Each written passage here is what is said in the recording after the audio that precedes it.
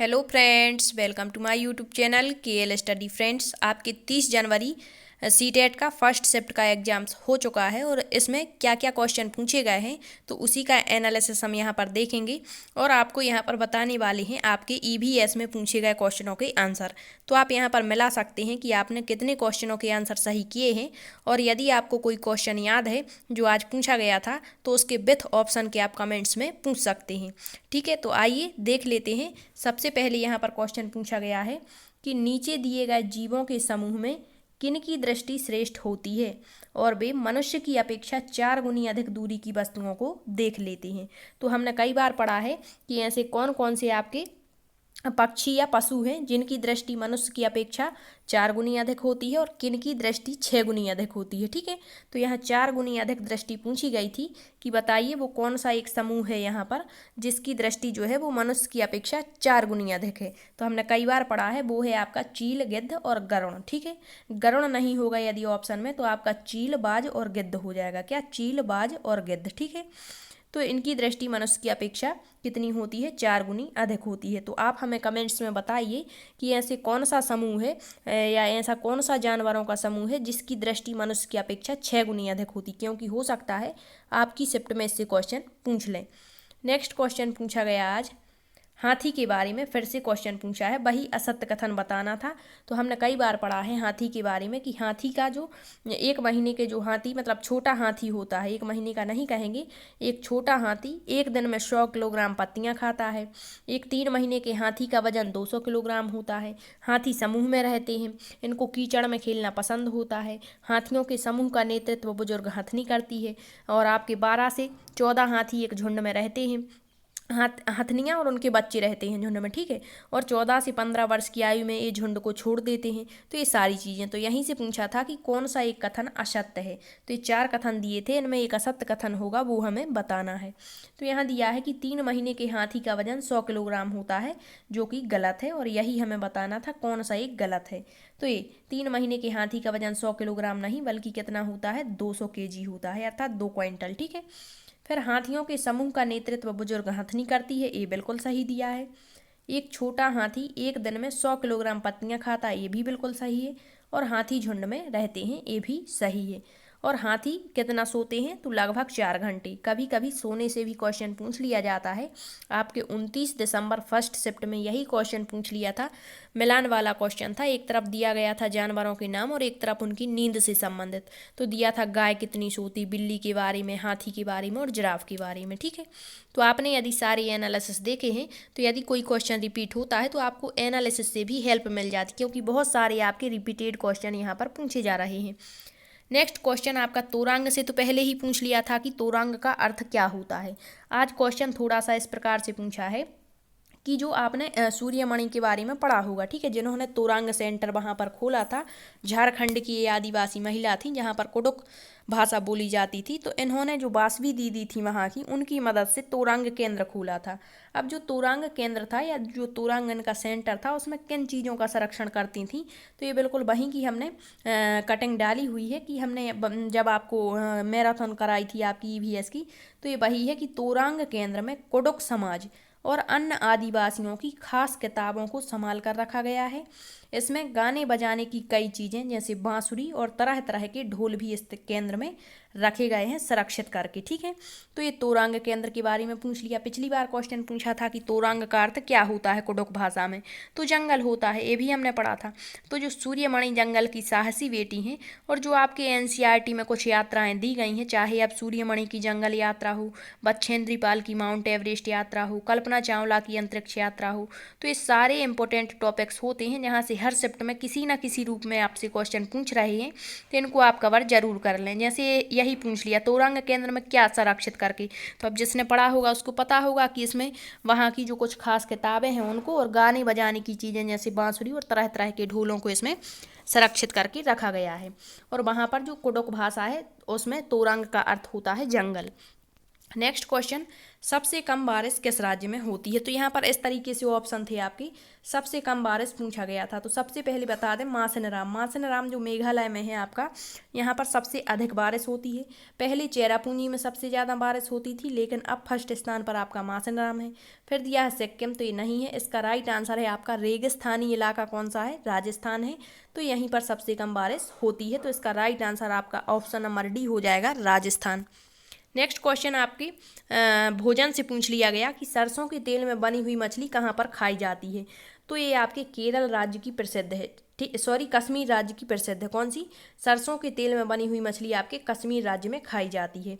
इसके अलावा आपको बता दें गोवा में आपके नारियल के तेल में बनी हुई समुद्री मछली खाते हैं। केरल में आपका नारियल से बना हुआ जो टेपियोका, उबला हुआ टेपियोका है, ये खाया जाता है। और आपके केरल राज्य में ही अवियल सब्जी, जिसे मिश्रित सब्जी कहते हैं, ये खाई जाती है। ठीक है, ये याद रखिए। केले के फूलों की सब्जी भी आपकी कहाँ खाई जाती है? केरल में खाई जाती है। टेपियोका का दूसरा नाम क्या होता है? कोप्पा होता है। तो एक क्वेश्चन आपसे पूछ सकते हैं। नेक्स्ट यहाँ नागालैंड दिया है, तो नागालैंड की प्रसिद्ध डिश कौन सी है? तो यहाँ पर मोमोज खाए जाते हैं। और इसके अलावा आपके बांस के कोंपल, ये भी आपसे पूछ सकते हैं। इसके बाद आपकी एक क्वेश्चन और बन जाता है हांगकांग।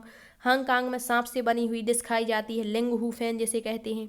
इसके बाद आपके असम राज्य से पूछ लेता है क्वेश्चन। तो असम राज्य में आपका क्या खाया जाता है? जब यहाँ की प्रमुख फसल उत्सव जब मनाया जाता है, बिहू, तो वहाँ पर बोरा और चेवा चावल की दो किस्में होती हैं, तो इनसे एक मीठी खीर बनाई जाती है। ठीक है, चिपचिपे चावल होते हैं, बोरा और चेवा।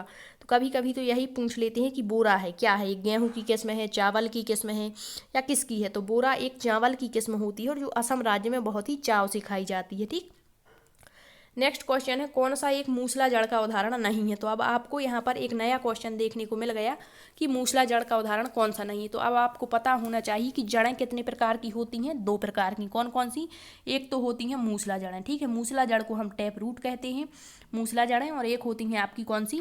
अपस्थानिक जड़ें। अपस्थानिक जड़ों को हम कहते हैं एडवांटेटिव रूट्स, ठीक है, अपस्थानिक जड़ें। अब इनमें अंतर क्या होता है? यहाँ ऑप्शन दिए हैं, तो इनमें से कौन सा एक मूसला जड़ का उदाहरण नहीं है, ये आपको बताना है।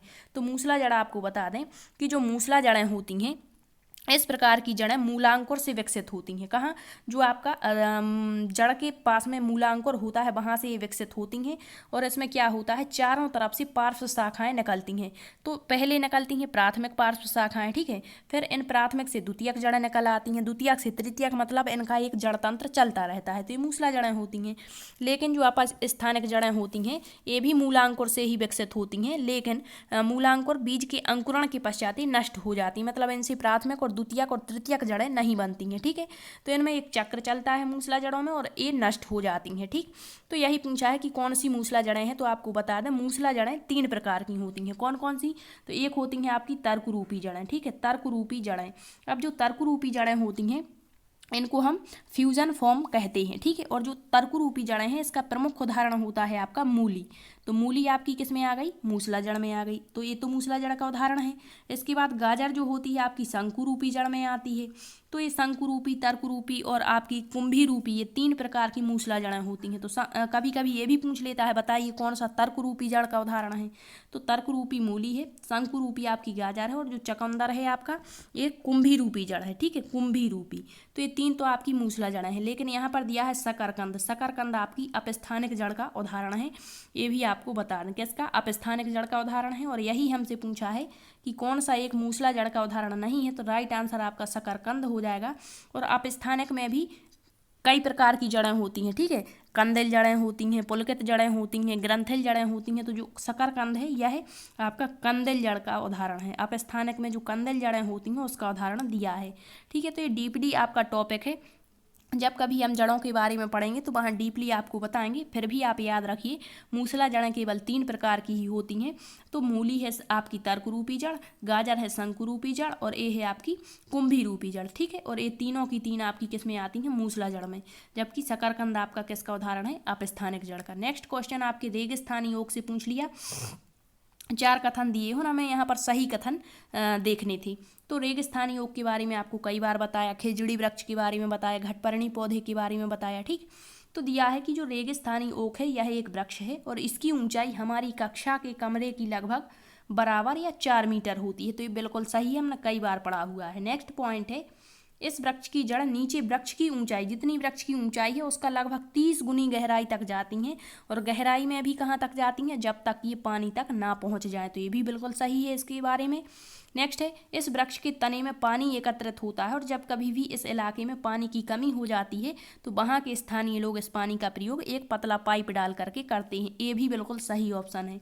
नेक्स्ट है, यह वृक्ष आबू धाबी में पाया जाता है। हमें यहाँ पता है कि यह वृक्ष आबू धाबी में नहीं बल्कि कहाँ पाया जाता है, ऑस्ट्रेलिया में। अब हमसे क्वेश्चन में पूछा क्या है, ये देखना है। तो यहाँ बताना था हमें इनमें से सही कथन कौन से हैं। तो यहाँ पर आपका ऑप्शन ए भी सही है, बी भी सही है और सी सही, लेकिन डी गलत दिया है। तो यहाँ पर ऐसा कहाँ ऑप्शन है आपका ए, बी और सी। तो इसका राइट आंसर ऑप्शन 4 हो जाएगा, ए, बी और सी इसका बिल्कुल सही है। यह वृक्ष आबू धाबी में नहीं बल्कि कहाँ पाया जाता है, आपका ऑस्ट्रेलिया में पाया जाता है। ठीक है, अब यहाँ थोड़ा सा आबू धाबी के बारे में आपको बता दें। आबू धाबी के बारे में पूछता है, यहाँ सबसे ज़्यादा पेट्रोलियम के उत्पादक हैं। ठीक है, इसके बाद आबू धाबी में जो पानी होता है वो पेट्रोल से महंगा होता है। क्या यहाँ पर पानी की कमी होती है और पानी यहाँ पर क्या होता है, पेट्रोल से महंगा होता है। एक क्वेश्चन पूछ लेता है आपसे, आबू धाबी की मुद्रा क्या है। तो याद रखिए आबू धाबी की मुद्रा, ये पिछली बार काफ़ी क्वेश्चन पूछा गया था, तो दिरहम है। ये भी आप याद रखिए। ठीक है, तो 3 क्वेश्चन यहाँ से याद रखिए। आबू धाबी में खजूर के वृक्ष देखने को मिलते हैं, तो 4 पॉइंट यहाँ आबू धाबी से याद रखिए। खजूर के वृक्ष देखने को मिलते हैं, यहाँ पर पानी जो होता है वो पेट्रोल से महंगा होता है। नेक्स्ट है, आबू धाबी की मुद्रा क्या है, दिरहम है। नेक्स्ट क्वेश्चन, केरल की भाषा पूछ ली गई। तो जो केरल की भाषा है आपको पता है क्या है, यहाँ की भाषा केरल की मलयालम भाषा है। तो इसका राइट आंसर ऑप्शन ए हो जाएगा।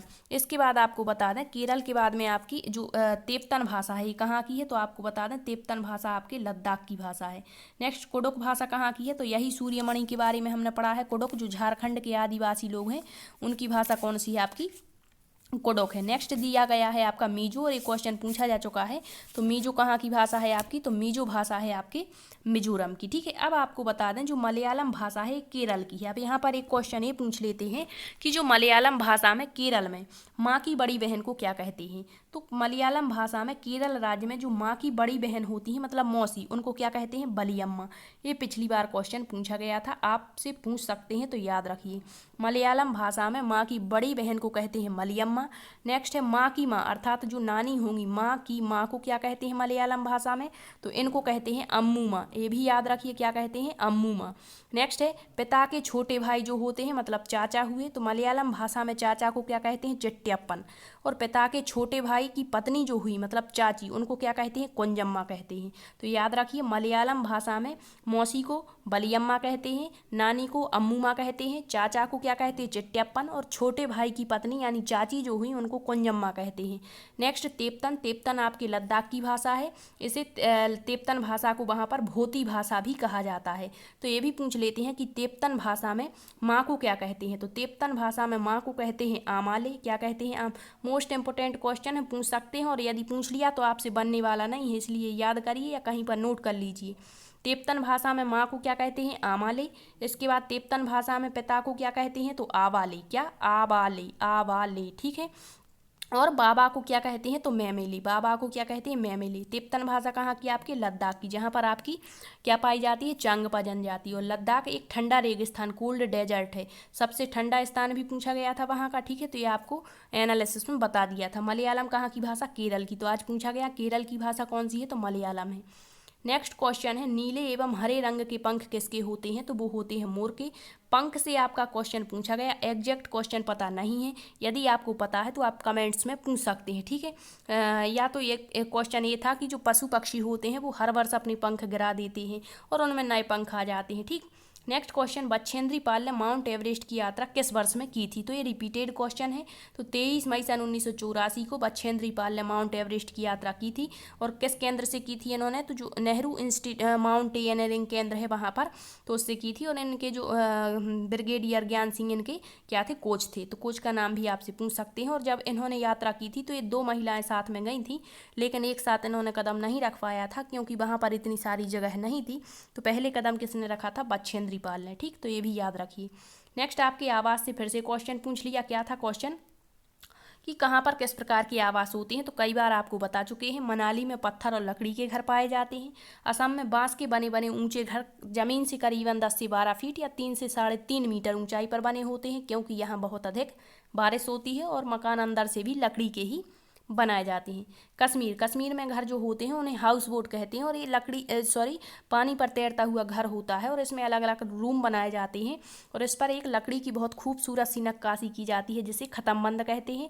और जो नक्काशी रहित हाउस बोट होते हैं उन्हें डोंगे कहा जाता है। वो आपके केरल और कश्मीर में ही देखने को मिलते हैं, और उनका प्रयोग जो डोंगे होते हैं पर्यटक सबसे ज़्यादा करते हैं।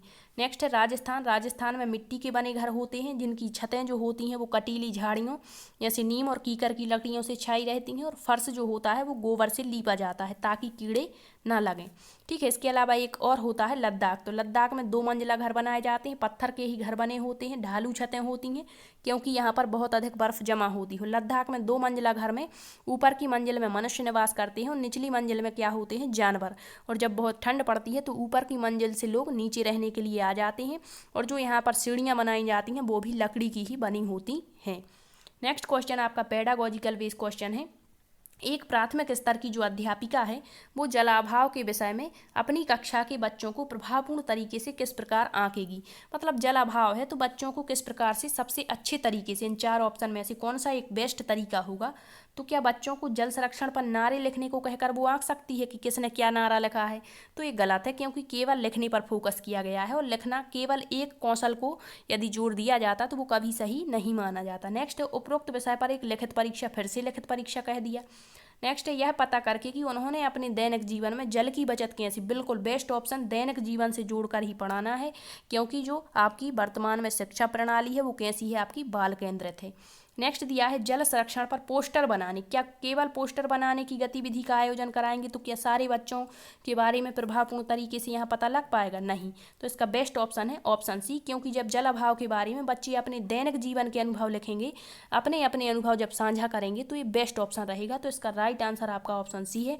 और आपकी जो पेडागोजी है बिल्कुल आपकी समझ पर बेस आ रही है, आप क्या समझते हैं और किस तरीके से आप आंसर देते हैं। ठीक है, इसके बाद आपको बता दें आपके CDP में जीन प्याजे से 2 से 3 क्वेश्चन पूछे गए हैं। इसके बाद कोहल वर्ग से 2 क्वेश्चन पूछे, बाइगॉस्की से 2 क्वेश्चन। आपकी जो लैंगिक रूढ़िवादिता है उससे हर शिफ्ट में एक क्वेश्चन देखने को मिल रहा है, तो आज भी पूछा गया। समावेशी शिक्षा, ऑटिज्म जो डिसऑर्डर है उससे आपका क्वेश्चन पूछा गया। कथन और कारण से 2 क्वेश्चन पूछे गए हैं आज। इसके बाद आनुवंशिकता और पर्यावरण से क्वेश्चन पूछा गया। निपुण भारत में FLN से हर बार क्वेश्चन बन रहा है, तो आज भी क्वेश्चन पूछा गया है।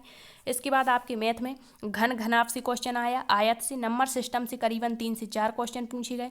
इसके बाद जाति और अंकितमान से, सम्मिति से क्वेश्चन आया। SCF से क्वेश्चन पूछा गया। इसके बाद भिन्न से आपका फ्रैक्शन से क्वेश्चन आया, और रोमन अंक से क्वेश्चन पूछा गया। बेन हीले थ्योरी से एक क्वेश्चन पूछा गया। ठीक है, इसके बाद आपके हिंदी में गद्यांश पद्यांश पूछा गया, और इसमें आपका जो गद्यांश था वो सामाजिकता पर आधारित था, और एक प्रत्यय पूछा गया। सामाजिक में प्रत्यय कौन सा है, इस तरीके से सामाजिक में प्रत्यय कौन सा है, तो इसमें एक प्रत्यय होगा। कौन सा? एक प्रत्यय होगा। ठीक है, इसके बाद कौशल से पूछा गया। अभिव्यक्ति कौशल और ग्राहक कौशल, मतलब ग्राम्यात्मक कौशल कौन कौन से होते हैं। ठीक है, इसके बाद चौमास्की, नॉम चौमास्की से 2 क्वेश्चन पूछे गए हिंदी पेडागोजी में। ठीक है, इसके बाद आपकी संस्कृत, तो संस्कृत में थोड़ा सा क्या है, टाइम लग रहा है, क्योंकि आपका जो गद्यांश है वो बहुत बड़ा आता है और बार बार स्क्रॉल डाउन करने में बच्चों को प्रॉब्लम हो रही है। ठीक है, तो आगे हम देख लेंगे कि जो मैथ में क्वेश्चन पूछेगा और CDP में उनका विश्लेषण भी आपको जरूर देंगे। आपको क्लास कैसी लगी कमेंट्स में प्रतिक्रिया साझा जरूर करें, और यदि आपको आज का कोई क्वेश्चन याद है तो वो भी कमेंट्स के माध्यम से विथ ऑप्शन के आप पूछ सकते हैं। ठीक है, क्लास को शेयर जरूर करना। Thank you.